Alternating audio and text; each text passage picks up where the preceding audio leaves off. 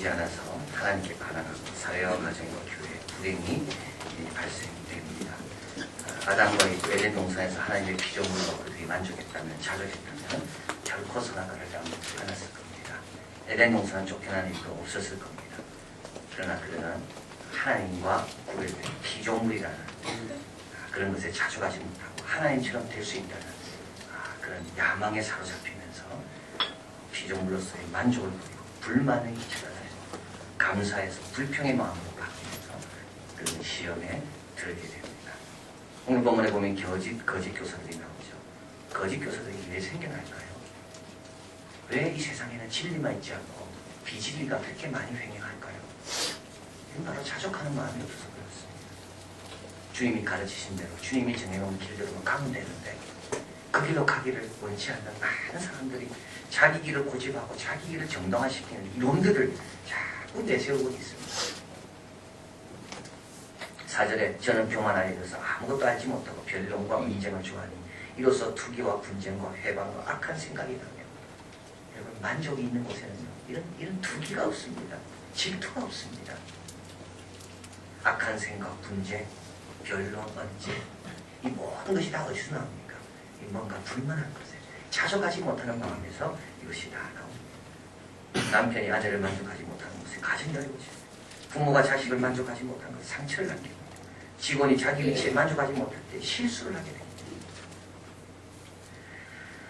사도 바울은 6절에서 말씀합니다. 지족하는 마음이 있으면 경건이 큰 이익이 된다. 신앙생활을 잘 할 수 있는 비결이 하나 있다면 그것은 내가 똑똑하다고 내가 많이 한다라고 내 분수를 넘어서는 게 아니라 모든 것을 주님께 다 맡기고 하나님이 능하신 손 안에서 겸손하게 주님의 때를 기다리며 자족하는 것이 경건의 큰 이익이 된다는 겁니다. 자족은 뭡니까? 만족할 줄 아는 마음이죠. 그래서 자족은 어떻게 보면 남이 어떻게 해줄 수 없는 겁니다. 스스로 만족하는 겁니다. 자족을 이렇게 정의합니다. 외적인 것으로부터 독립되어 그 자체 안에 행복의 비밀을 지니고 있는 정신상태. 외적인 것으로 독립되어 자체 안에 행복의 비밀을 갖고 있는 정신상태. 외적인 것이 좋다고 여러분 만족하지 않습니다. 독립되어 있는 이 내적인 정신상태가 풍성할 때만이, 자족할 때만이 만족한 겁니다. 외적이 어려워도 그와 독립되어 있는 내 안의 정신상태가 풍성하면 행복한 겁니다. 자, 그러면 이 외적으로 구별된, 독립된 내 안의 정신상태, 이 행복의 비밀, 이게 어디서 오는가? 자, 오늘은 우리가 돈과 관련돼서 하나님의 사람이 돈을 어떻게 처리해야 되는가에 대해서 말씀을 드리면서 이 비밀을 좀 우리가 살펴보려고 합니다.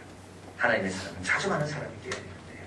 그래야지만이 하나님이 정해진 자리에 잘 머물며 특별히 경제활동에 있어서 시험에 들지 않는데, 그러면 어떻게 자족할 수 있는가? 행복의 비밀을 자체 안에서 발견할 수 있는 행복의 비밀을 어디에서 발견할 수 있는가? 그 말씀을 좀 드리려고 합니다. 먼저 돈에 대해서 좀 살펴보겠습니다. 돈은 참으로 특이한 존재입니다. 왜 특이한가 하면 누구나 좋아하기 때문에 그렇죠. 여러분 누구나 좋아하는 거 그렇게 많지 않습니다. 모든 대상이 다 좋아하는 거 많지 않습니다. 어떤 사람은 운동 좋아하지만 어떤 사람은 운동 싫어합니다. 어떤 사람은 책을 좋아하지만 어떤 사람은 책 싫어합니다. 그냥 돈은 그렇지. 돈은 누구나 다 좋아합니다. 아이도 좋아하고 애도 좋아합니다. 여러분 공부 많이 했다고 돈 초월하냐? 그렇지 않습니다. 선교지에 갔다고 돈 초월하냐? 그렇지 않습니다. 가난한 사람은요 항상 돈을 생각한다. 부자들은요 오로지 돈만 생각한다. 여러분 돈 많이 갖는다고 돈으로부터 자유로운다? 그렇지 않습니다. 더 두렵습니다. 더 불안합니다. 여러분 소득의 기쁨보다요 이거 손실의 두려움이 더 크답니다. 1불을 얻는데 1,000원을 얻는 데 대한 기쁨보다 1,000원을 잃어버릴까 하는데 두려움이 더 크다는 겁니다. 그래서 사람은 얻는 것보다 어떻게 보면 안 잃어버릴까, 빼앗기지 않을까, 어떻게 유지할까 하는 데 대한 그 마음이, 그 두려움이 더 강하다는 겁니다. 또 돈은 굉장히 힘이 셉니다. 돈 때문에 싸웁니다. 여러분 가정의 대부분 싸우는 건 돈 때문입니다. 돈이 부족하니까 이 돈을 어디에 써야 될 건가? 시댁에 줘야 되는가? 처갓집에 줘야 되는가? 다 돈 때문입니다. 가만히 한번 보십시오. 돈 때문에 갈라집니다. 형제간에 우리가 돈 때문에 상합니다. 잘 지내가다가도 돈이 개입되기 시작하면 그 다음부터 복잡해집니다. 예수님 말씀은 하나님과 만몬, 물질을 경화해서 낼 수가 없다. 돈이 얼마나 힘이 센지 하나님 옆으로 가 있습니다. 여러분, 돈 때문에 하나님 밀어냅니다. 딴 걸 밀어내는 게 아니라 돈을 가지게 되면요, 하나님을 자꾸 멀찍이 밀어냅니다. 돈이 그렇게 힘이 셉니다. 그리고 돈은 또 끝이 없습니다. 참으로 이상합니다. 이게 특별합니다. 어떤 거는 한 끼, 두 끼 똑같은 거 먹으면 그 다음에 세 끼 먹기 싫습니다. 돈은 그렇지 않습니다. 그래서 마치 돈은 바닷물과 같아서 마시면 마실수록 갈증을 느끼게 하는 것이 돈입니다. 그게 끝이 없는 것이 돈입니다. 왜 그럴까요? 왜 그럴까요? 몇 가지 이유가 있습니다. 돈이 있으면 할 수 있는 게 일단 많아집니다. 선택할 것이 많아집니다. 여러분, 부자는 가난한 사람보다 선택할 수 있는 여지가 많습니다. 어디를 가도요, 돈이 있으면 택시 타고 가도 되고, 뭐 걸어가도 되고, 자전거 타고 가도 되고. 그러나 돈이 없으면요, 걸어가든지 자전거 타는 방법밖에 없습니다. 돈이 많으면 선택할 것이 많습니다. 여러분, 선택할 것이 많다는 말은 뭡니까? 이 세상이 내 의지로 움직여간다는 겁니다. 선택할 것이 많은 사람일수록 이 세상은 자기 게 됩니다. 선택할 것이 없으면 없을수록 이 세상은 자기 게 아닙니다. 자기 의지로 되는 게 없으니까. 또 돈을 우리가 그렇게 특별하게 여기는 이유는 신분 상승에 돈이 기여합니다. 존경받게 하는 가장 값싸고 쉬운 방법이 하나 있다면 그건 바로 돈을 버는 겁니다. 내 신분, 내 자아를 높여주는 것은 돈입니다. 좋은 옷을 입고, 좋은 차를 타고, 좋은 집에 사고, 좋은 데 가서 밥 먹고, 자기 가치를 확인하고 싶은 원초적인 동경을 충족시키는 것이 돈이다. 또 돈이 있으면 안전하다고 생각하죠. 어려움이 있으면 돈 있으면 해결할 수 있다고 생각합니다. 이 틀린 겁니다. 이게 다 환상입니다. 근데 우리가 이 환상 속에 지금 속고 있는 겁니다. 돈 있으면 다 해결될 수 있다고. 우리 자녀 문제 돈 있으면 다 해결된다고. 직장도 내가 돈이 없어 직장 다니지, 돈만 있어봐라 내가 직장 그만두지. 자녀에게 돈을 못 물려줘서 지금 안타까운 거지. 자녀에게 돈만 물려주면 나는 괜찮다고. 이건 다 환상입니다. 이거 다 거짓말을 속고 있는 겁니다. 그런데 왜 이렇게 생각하고 있는 거죠? 돈이면 정말 할 수 있는 게 많다고. 돈이면 내 신분이 상승된다고. 돈이면 안전하다고. 그래서 우리는 어떻게 됩니까? 돈을 더 벌려고 그러고 끊임없이 돈을 쫓아다니고 내가 돈을 소유하는 것이 돈이 나를 소유하도록 자신을 내어줍니다. 그런데 이거는 사실은요, 이런 사람들은 불쌍한 사람들입니다. 왜 불쌍하냐 하면 이 사람들은 자기 신분을 높일 것이 돈밖에 없기 때문에, 돈이 높여주는 그 정도밖에 올라갈 수 없기 때문에 이런 사람들은 불쌍합니다. 왜냐하면 믿을 게 돈밖에 없으니까. 우리 하나님의 사람은요, 여러분 차원이 다릅니다. 우리 하나님은요, 우리 하나님의 모든 걸 다 책임지는, 돈이 못해준 것까지도 우리는 걱정 안 해도 될 그런 하나님의 자녀들입니다. 그래서 우리는 부자들을 불쌍히 여겨야 됩니다. 여러분, 돈돈 하는 사람들을 우리가 부러워하며 따라갈 것이 아니라, 야, 저 사람은 불쌍하다. 어떻게 하나님을 모르니까 돈에 저렇게 사주를 못 쓰는구나.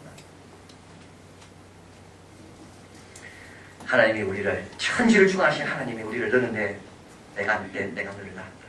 내가 너를 보배롭고 존귀하게 너를 여긴다. 우리 신분이라는 건요, 돈이 올릴 수 있는 신분하고 비교도 안 되는,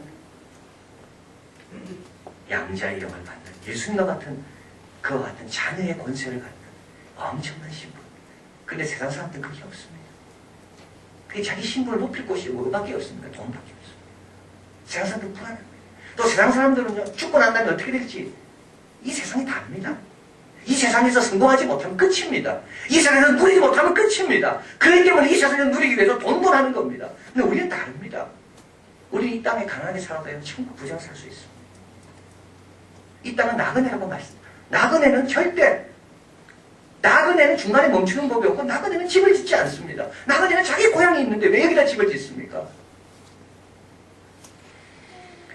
자, 그래서 우리는 어떻게 보면 참 이렇게 돈을 좋아하고 돈에 의지하고 돈을 추구하는 사람을 우리는 어떻게 보면 불쌍히 여겨야 되고, 그들을 하나님의 그 큰 사랑, 하나님의 그 위대하신 그 자리로, 원하시는 그 자리로 그들을 제자리로 좀 갖다 줄 수 있는 그와 같은 사람이라고 우리들입니다. 저는 오늘 본문에서 우리에게 이야기하죠. 오늘 본문에서 참 돈을 사랑하는 것이 예수님 믿는 사람들이 될 수 있다는 겁니다. 조심하라는 거죠. 그래서 9절 같이 있습니다. 부하려 하는 자들은 시험겁을 모아 여러 가지 어리석고 해로운 정욕에 떨어지나니 곧 사람으로 침륜과 멸망에 빠지게 하는 것이다. 10절입니다. 돈을 사랑하며 일만하게 뿌리가 되나니 이것을 사모하는 자들이 미혹을 받아 믿음에서 떠나 많은 근심으로서 자기를 찔렀더라. 여기 여러분, 돈을 사랑하는 겁니다. 돈이 그렇다는 게 아닙니다. 돈을 사랑하는 것, 부하려 하는 것, 이것을 사모하는 자들, 이런 자들이 어떤 어려움을 빠지게 되는가 하면 이게 바로 돈이 우리에게까지 나타날 수 있는 부작용입니다. 여러분, 약을 먹을 때요, 항상 약을 먹을 때 두 가지를 봐야 되지 않나요? 하나는 이 약이 효력이 있냐 없냐. 내가 지금 아픈데 제가 기침을 하고 있는데 그렇죠? 이 약이 이 기침을 낫게 하는 약인가? 안 그러면 먹을 필요가 없는 겁니다. 또 한 가지, 그러나 아무리 효력이 있다, 기침을 없애는 효력이 있다 할지라도 이 약이 사이드 이펙트, 부작용이 있다면 그 약을 또 먹으면 안 되는 겁니다. 기침은 고치지만 다른 기관에 치명적인 상처를 준다면 그 약을 먹으면 안 되는 겁니다. 저는 오늘 보면 우리에게 이걸 이야기하는 거예요. 두 가지를 이야기하는 겁니다. 돈을 벌려고 하는 그런 마음은 돈으로 인하여 이런 부작용이 따진다는 겁니다. 시험에 든다는데 시험에. 올무, 이건 사탄이 놓은 올무에 빠지는 겁니다. 여러 가지 어리석고 해로운 정욕에 떨어집니다. 여러분, 맞습니다. 여러분, 돈을 벌려고 하면요, 얼마나 우리가 어리석어지는지, 돈을 쫓아가는 사람은 얼마나 어리석게 선택하고 행동하는지, 이게 모순입니다. 돈은 경제적인 겁니다. 돈을 번다는 것은 굉장히 경제적으로 합리적인 것처럼 보입니다. 그러나 돈을 벌기 위해서 많은 것을 잃어버립니다. 비경제적으로 선택한다는 겁니다. 이걸 가리켜서 초보 합리주의라고 말합니다. 합리적인 것 같은데, 이거는 초보 단계에 있다는 거예요. 왜냐하면 더 큰 걸 못 보니까. 행복의 경제학이라는 책을 보면 우리 인간이 이 돈과 관련돼서 갑자기 돈과 관련돼서 선택을 하게 될 때 인간이 얼마나 비이성적이 되고 비경제적이 되는지를 말합니다. 예를 들어 통근을 해야 됩니다. 먼 기간 동안, 그 거리를 40분씩 통근을 해야 됩니다. 그런데 돈을 조금 더 준다 하는 거죠. 그러면 사람들은 어떻게 하면 그렇게 한다는 거죠. 돈 조금 더 벌려고 통근 시간을 감수하면서 먼 거리 직장을 다닌다는 겁니다. 그런데 이 책에서 이렇게 이야기합니다.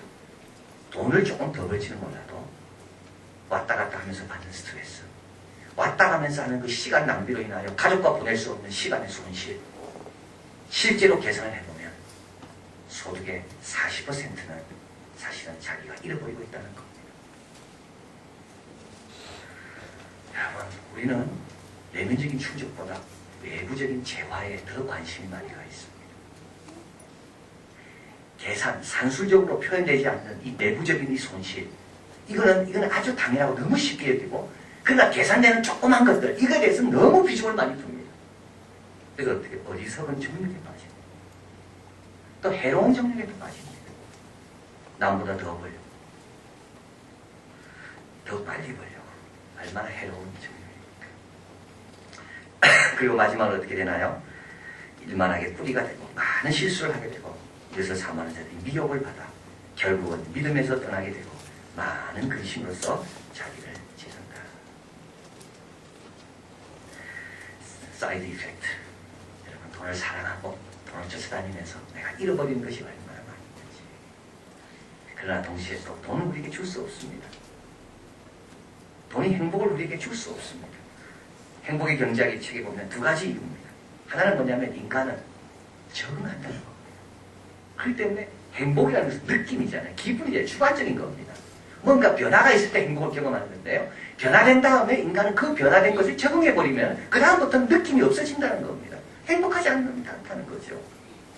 참, 인간의 적응. 또 한 가지는 이게 상대화. 자, 여러분, 이것이 굉장히 건강한 겁니다. 인간은 절대적으로 평가할 수 없다는 겁니다. 절대적으로 볼 때 나는 행복해야 되는데 상대적으로 보니까 불행한 겁니다. 절대적으로 볼 때 나는 많은 복을 받았는데 저 사람과 비교해보니까 내가 받은 복은 너무 작다고 생각하는 겁니다. 인간이 절대적으로만 평가해도 인간은 행복할 겁니다. 그런데 인간은 자꾸 뭐든지 상대화 시켜버립니다. 그래서 교만하기도 하고 그래서 열등감에 빠집니다. 돈 가지고 안 되는 겁니다. 돈 가지고 가져봤자 우리는 어떻게든 적응해버리고 또 돈 가져봤자 우리는 상대화에 의해서 교만하든지 안 그러면 열등하면 또 빠지든지.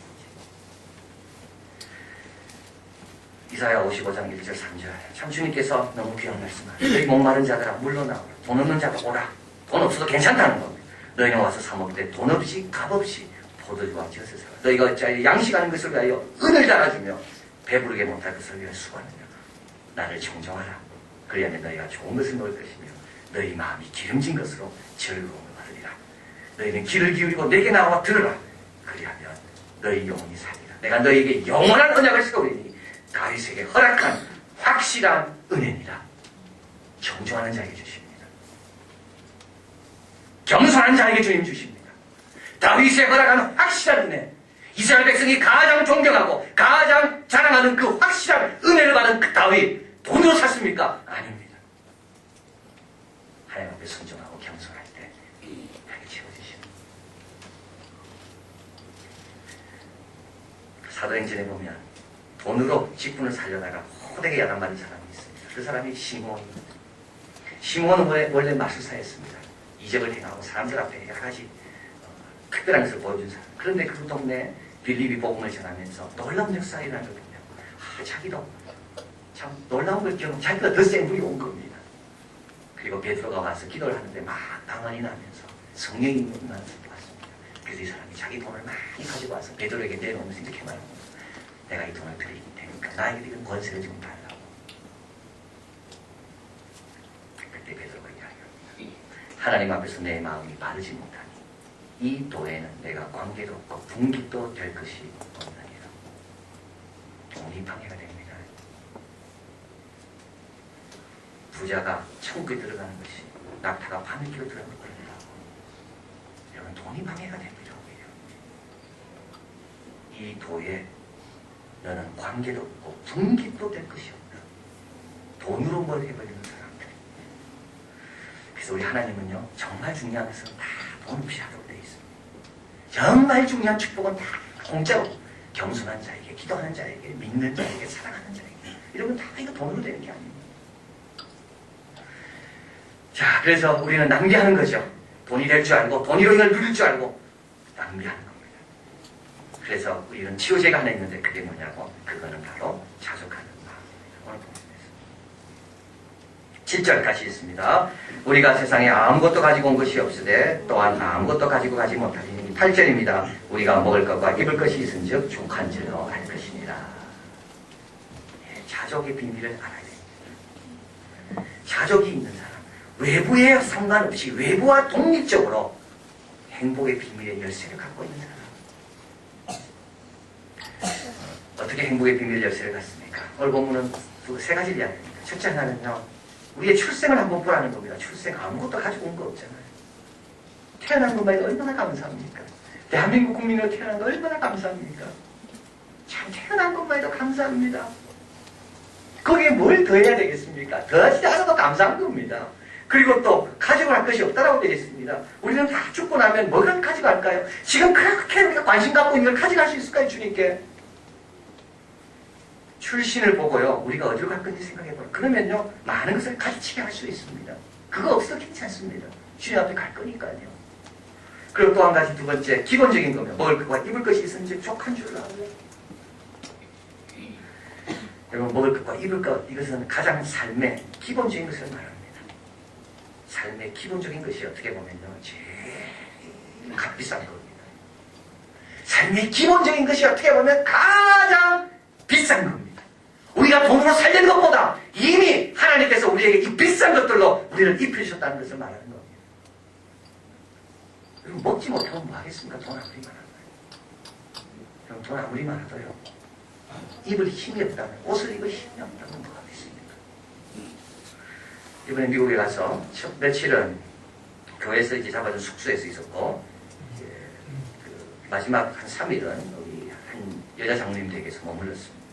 여자 장로님은 아주 키도 크시고 60이 넘었지만 아주 뭐 얼굴도 잘생기고 예쁘게 생기시고, 그분은 숙대 첫 번째 노무성지였다. 숙대 노무팀. 그래서 몸이 얼마나 굉장히 아픈 적이 한 번도 없었다.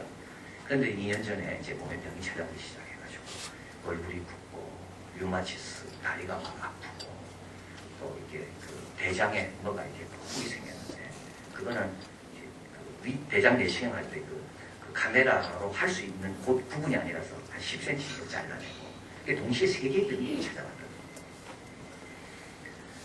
몸이 막 아프니까 나중에 어느 정도 지경까지 되는 거 아니까 하면 눈 깜빡거리는 것도 이게 힘들 정도였단 말이에요.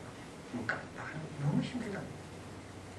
그리고 마지막에는 이제 마지막 검사를 해야 돼. 이게 간 검사인데 간에 이상이 없는 거. 만약에 간에 이상이 있다면 약 먹는 걸 다 중단해야 된다는 거. 야, 저는 그걸 볼 때요. 우리가 이게 건강하기 위해서는 몸에 수만 가지 장기가 다 온전해야 건강합니다. 하나도 이상이 있으면 다른 것도 못 고치는구나. 이런 먹을 것과 입을 것이 있으면 족한 줄 알아요. 눈 깜빡거리는 것이 부담스럽지 않습니까? 우리 그저 얼마나 감사한 건지. 여러분 이렇게 감사가 있을 때요 봉사가 되는 겁니다. 이렇게 감사가 있을 때 하나님 영광 돌리고요. 이렇게 감사가 있을 때 남을 돕게 되는 겁니다. 자, 이게 바로 행복의 비결입니다. 기본적인 것은 가치를 아는 거고 또 한 가지는 출생과 내가 어디로 갈 건지를 늘 생각하는 겁니다. 그리고 오늘 본문에 또 행복의 비결이 있는데 바로 15절입니다. 같이 읽을까요? 기약이 이르면 하나님이 그의 나타나심을 보이시리니 하나님은 복되시고 홀로 한 분이신 능하신 자시며 만왕의 왕이시며 만주의 주시요 오직 그에게만 죽지 아니함이 있고 가까이 가지 못할 빛의 가시고 아무 사람도 보지 못할 것도 볼 수 없는 자신이 그에게 존귀와 영원한 능력을 돌릴지어다. 아멘. 여러분 물질과 비교도 할 수 없는 돈이 줄 수 있는 것과 비교도 할 수 없는 엄청난 축복을 주시는 우리 그 하나님을 바라볼 때 자족하게 됩니다. 내 하나로 인하여 자족하는 게 아니라요. 우리 하나님의 위대하심으로 인하여 우리가 기뻐할 수가 있는 겁니다. 여러분 그동안 왜 기쁘고 슬펐습니까? 내가 잘될 때가 아니었습니까? 우리 하나님과 상관없이 내가 잘되면 기쁘고 내가 안 되면 슬프고 여러분 그런 것은 하나님의 사람이 아닙니다. 나와 상관없이. 왜? 내가 중요한 게 아닙니다. 사실은 하나님이 중요한 거죠. 그래야 하나님이 나를 볼 수가 있고 나를 축복할 수가 있으니까. 그런데 우리 하나님은 여전히 건재하시고 우리 하나님은 여전히 통치하시고 복되시고 홀로 한 분이신 능하신 자 만왕의 왕이시며 만주해 주신 이 하나님. 우리가 언제 정말 만족합니까? 이 하나님을 높이고 이 하나님을 발견할 때 진정으로 만족하게 됩니다. 여러분 적응 안 되는 것이 있답니다. 다 적응합니다. 인간은. 그래서 인간이 문제죠. 가정에도 적응하고 사랑에도 그죠? 또 뭡니까? 만남에도 적응하고 해서 사실 문제입니다. 새로움이 없기 때문에. 근데 적응 안 되는 게 있답니다. 늘 할 때마다 새롭고 하면 할수록 새로워지는 것이 있대요. 그것이 바로 우정이랍니다. 사랑이랍니다. 그리고 일이랍니다. 일이라는 것은 하면 할수록 더 신나고 더 재밌어지고 적응 안 되는 것이 있습니다. 믿음입니다. 여러분 믿음 가지고 오십시오. 더 큰 믿음으로 나가게 되어 있습니다. 소망입니다. 소망 갖기 시작하면요. 더 큰 것을 바라게 됩니다. 사랑입니다. 하나님 사랑하게 되면 그 사랑이 너무 감격스러워 다윗이 고백한 것처럼 내 자녀 힘이 넘쳤다고 고백하게 됩니다. 자족의 비밀이 어딨나요? 여러분 기본적인 걸 볼 때 있습니다. 자족의 비밀은요. 내가 어디서 왔고 어디로 갈 건지를 알 때 있습니다. 자족의 비밀은 좋으시고 위대하시고 능하신 하나님을 바라볼 때 그 하나님으로 만족할 때 자족의 비밀이 있습니다. 이렇게 될 때 11절에 오직 너 하나님의 사랑과 이것들을 피하게 되고 의와 경건과 믿음과 사랑과 인내와 온유를 쫓게 됩니다. 이 좋은 하나님을 믿고 이 기본적인 것이 허락됐다고 감사하고 생각할 때 우리는 더 하나님의 아름다운 모습이 되기 위해서 의와 사랑과 경건과 믿음과 인내를 쫓게 됩니다. 그리고 또 한 가지 하는 것이 더 있습니다. 그 바로 마지막 17절에 있습니다. 내가 이 세대 부한 자들을 명하여 마음을 높이지 말고 정함이 없는 재물에 소망을 두지 말고 오직 우리에게 모든 것을 후히 주사 누리게 하시는 하나님께 두며 우리의 자족할 뿐만 아니라 부한 자들에게 명할 수가 있습니다. 재물에 그렇게 연연하지 말라. 하나님을 향해라. 세상의 빛과 소금으로 쓰임받게 된다. 여러분 자족하셔서 경건에 큰 이익을 삼으시고요. 그리고 불쌍한 사람, 돈이 전부이지 않은 사람들을 향해 정함 없는 재물에 소망을 두지 말라. 우리 하나님께 소망을 들어 권면할 수 있는 그와 같은 귀한 하나님의 사람들이 다 되시기를 진심으로 바랍니다. 하겠습니다.